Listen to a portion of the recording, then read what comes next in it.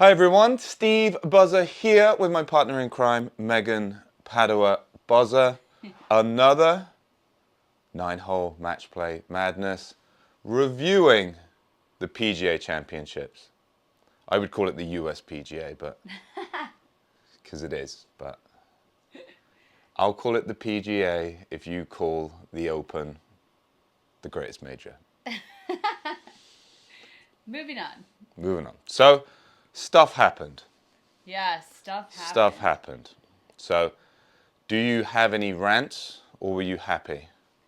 I'm happy. I am definitely surprised that the venue had that many issues. It sounds like it was more of like a lot of logistical issues, which is too bad because obviously it's such a well-known club, and I think it kind of put a little bit of a damper on. It did. And something really, really sad happened. Yes. So I think you have to do that. And understand as well the logistics of getting into a golf club. Take your local golf club, and if you tried to have an event, it probably wouldn't work. You know, golf clubs aren't designed, multiple entrances. We were very fortunate we played Marion. And Marion, if you've been there, the logistics just to hold the event is that they have to do so much. They have to like find fire lanes, all these little things. So golf clubs aren't really designed for that. Something really sad happened. I feel like Scottie, he showed the class of the man. Just even in the video of him, I would be like going, "I'm the boss man. I'm the boss man." You don't know who I am. And I thought he showed class. Yes. I wouldn't take an officer on, by the way. But I thought he showed class. I think he's actually made more fans from it. Yeah. And at the minute, I think people are maybe, there's laughing with you versus laughing against you. I feel like people are laughing with him. Yeah, there's some really funny things going on. The internet didn't disappoint about how quickly it did. But like I said, I think he did really well. It definitely influenced his performance on the Saturday, and you got to appreciate his wife isn't with him. His caddy was leaving. I think the Friday, everything happened so fast. He just dealt with it. I think then when you're emotionally come down. Even in the interviews, was it the Friday? Yeah, because he went back out and played. So it was almost like he was still in such shock. Correct. So it did influence his performance. I don't think it influenced it enough to get to that really crazy low score. You can't say, if that didn't happen and he would have still needed to shoot a crazy low score on the Saturday to be up with those guys. I do think it did influence him on the social side of it, though. I think it did. It definitely gained him some extra points. A little street cred. Yeah, but my point is, it would have been a disaster if he hadn't got back to his tee time. Oh, I know. That's the only thing. It would have ruined the whole event. It would have ruined the event, honestly. And it would have taken this. Yeah. My point is, do I think he maybe would have been a few places better? Yes, I don't see him shooting over par on the Saturday. Do I think he would have got to Xander's score? No. Yeah, that was pretty incredible. To play, this isn't playing devil's advocate. This is just me telling my opinion. Xander went crazy low. There's two things that are really hard with golf. So you can take it like a US Open. It's hard to go out and retain where you are to shoot level par. There's that crazy grind. But it is hard to be on a lead. And you think Xander was on a lead for 2 weeks. Yeah. Because he did fantastically the week before. Rory came in and just went bananas, 8 under through 8 holes. He knew that was a possibility. And he went out and shot, scored. So I think a lot of people don't give credit to the fact that mentally, even if it's playing a bit easy, Valhalla, I know is it a good place for a major? I'm not sure it is. I think it was when they had the Ryder Cup. I think it was Colsard's for the European team. I think he made like 8 or 9 birdies in a row in the better ball, and they like drew. They literally, I think it was Colsard's. I might be wrong on the player, but like the last 10 holes, was all birdies for a half. And can you see that? That to me is a little too easy. Me sitting here, like, well, I would have made at least 8 birdies. But you know what I'm saying? At that level, but it does show when you get a wet golf course, these guys are so good. Let's get into the match play madness. Into the madness. Number 1, who will win? I said Scottie, and then in parentheses, why not? Okay, so I said Rory. Okay. Rory kind of disappeared. I think you go 1 up. Okay. Just because I think Scottie was a winner. He came out a winner. No, I do. I mean that properly, as in the character of the man. Yeah. You're 1 up. Let's move on. The winning score, I think I had 15 under. I had 15. I had 15 as well. Completely random. Didn't really know. So I went. It was a nice round number. Half. No further questions. I mean, I guess now that you point out all the birdies that they made in the past, yeah, but that's such a low score. Yeah, but remember, I bring up the Ryder Cup example. The American team deliberately made it easy because they go under the assumption the Ryder Cup players, the Europeans are better at grinding, so they went, let's make it a birdie fest. So I thought the setup of the course wouldn't be that, but again they had rain. They didn't intend to make it soft. So it kind of is what it is. Half. Hole 3. The best hole. I put number 13 because of the remodel. I put 18 because for 2 reasons. One, it was the only hole I knew. And second of all, and you do win because I didn't mean 18. I meant that other par 5 that had the 2 fairways. Oh. And that isn't actually 18. So it's a disqualification for not knowing the course. 2 up, Megan. How is Tiger going to do? I thought that he would make the cut, but he would be last in the field. And he missed. I put top 10. Oh. So, arguably... Shall I tell you what was hard? And look, I've got the Tiger. I'm all about Tiger. You think my age, I think Tiger is the greatest. I think he's the greatest of all time. I thought his interview was very tough. Because he said, he didn't say, I'm ready to compete. He said, I like to compete. And there's a big difference. Big for him. It's a big difference. I like to compete because I like to go out and see my friends.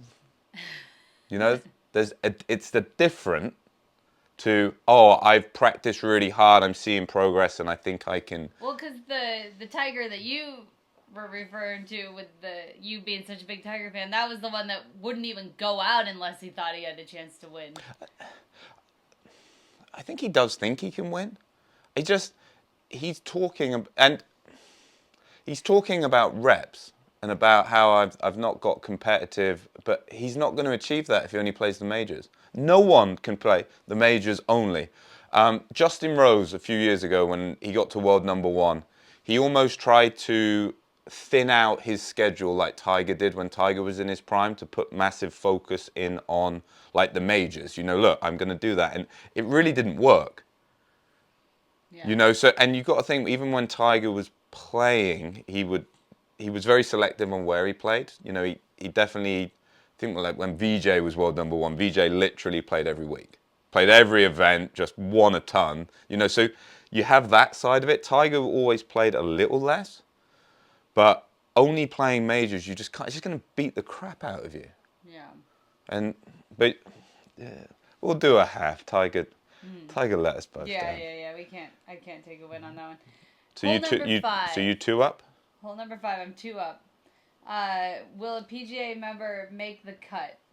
I said that 3 professionals will make the cut. Me, because I am a member of the PGA of America.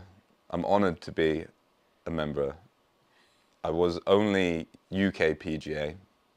I did a transfer. I took the time to join such a great organization. I said no one would make it. Which is absurd. They shouldn't be there. You played with these guys. So Jeremy Wells, who is based in South Florida, I have actually played with him. And just a great golfer. A great golfer. And he made the cut. And he made the cut, yeah. Yeah, yeah. I'm just saying. There isn't a but he didn't make the cut. I thought it was a great story. Great golfer. When I played with him, and I mean this as a compliment, and I think I shot like 1 under, so I played pretty good that day. We played completely randomly. He wouldn't even remember we played. It wasn't about me. I kind of joined the group on the old sly. No friend Steve. No, fourth player. I shot like 1 under, and I can't remember what he shot. He definitely shot better than I did, and it was boring. Oh wow. And I think that's always a sign of a really, really good player. In a motorsport example, the car that looks like it's going the fastest is usually the one that's going the slowest. You know, the one that, oh my gosh, he's going crazy fast. Just very steady, very secure, very even keeled, made it look really simple. And again, I think a lot of the time we think about the expansive shots, the crazy shots, but golf, if you can play to your strengths, just stay level-headed, keep going, you end up being able to put these great scores in. Too often people don't give tour pros, in particular, enough credit that it's hard to do 4 days in a row. Yeah, definitely. And you can't be like fireworks and, the Phil Mickelson way of playing. You just got to realize how talented Phil is. For your average Joe, that doesn't work, or it works one-offs, not multiple days. You think for Phil, it tends to work for odd weeks. You're never surprised if Phil wins 1 week and misses the cut the next, or the live comments. He can't miss the cut anymore. But so you know what I'm saying? So he was boring in the most impressive way a boring person can be. Yeah.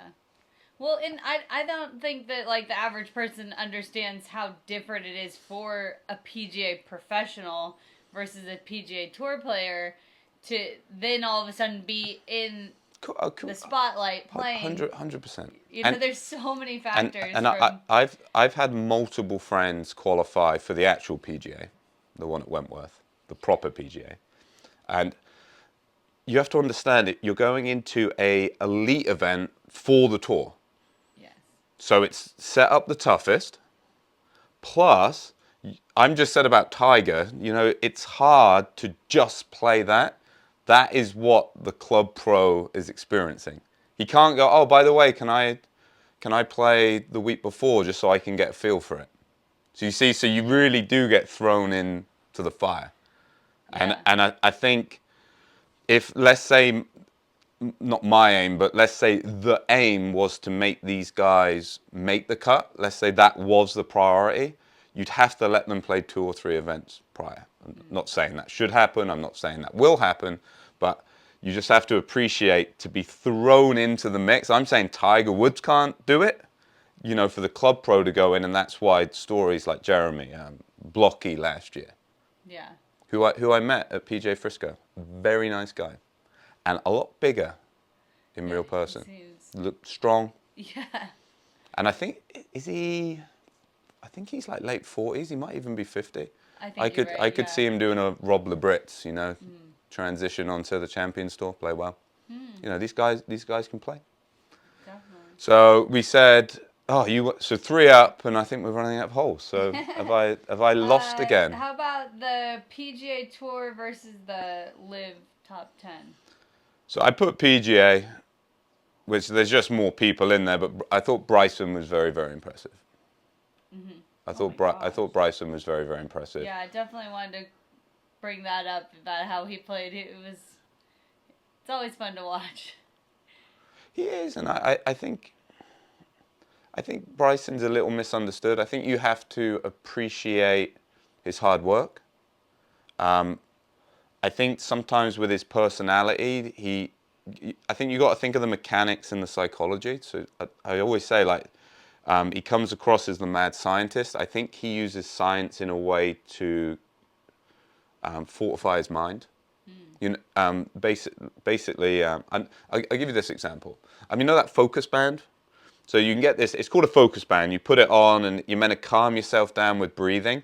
And then it goes green, and then for putting, and then you putt. I was at a TPI, and Greg Rose, kind of a 3D guy, You allergic? No? Allergic to Greg Rose? I didn't know that. Another fun fact. But he does all the 3D graphs. And something he said to me, which I really agree with, he said, when I'm looking at a graph, I'm kind of picturing myself moving through the graph.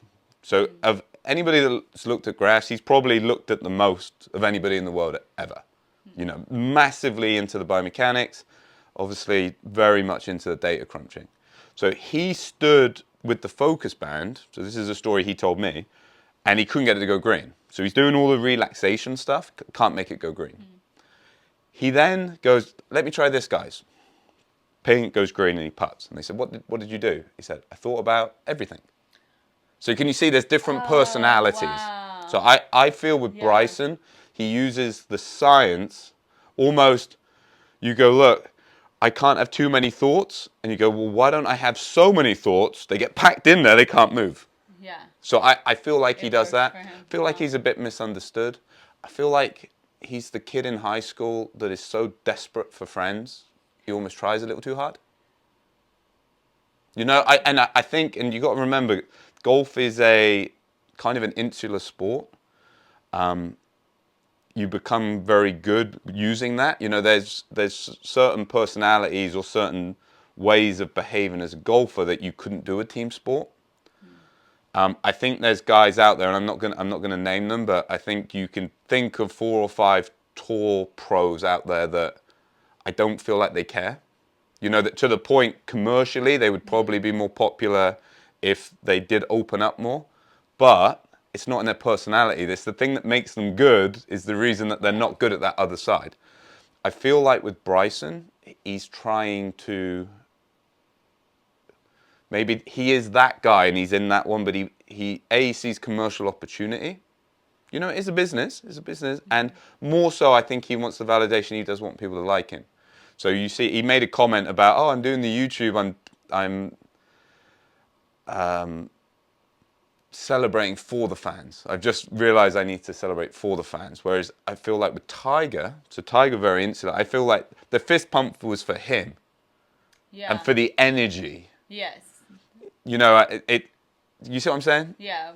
So I tell you what, one of my favorite Bryson moments from the tournament though is when he almost beat up that guy for stealing the kid's ball. Oh, stealing the kid's ball. Yeah, but like tossed a ball in and the guy intercepted. I thought he was gonna take him down. And I think it's those moments where you get the true reflection of the guy. I went to university in Wales, and so I had a lot of guys on my golf team that either were members or were connected with Celtic Manor. So Celtic Manor had the Ryder Cup. Colin Montgomery, you know, he was always very like grumpy on, you know, when he was out playing or perceived as grumpy. I think the American crowds gave him a real hard time when he was younger. I had guys interact with him and they were like, he's the nicest guy. You know, the nicest guy. So, you know, sometimes it's hard because golf is stressful.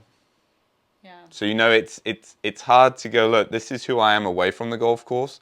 This is who I'm at the golf course. This is me trying to interact with the, you know. So, he didn't win anyway, so there we go. But, yeah.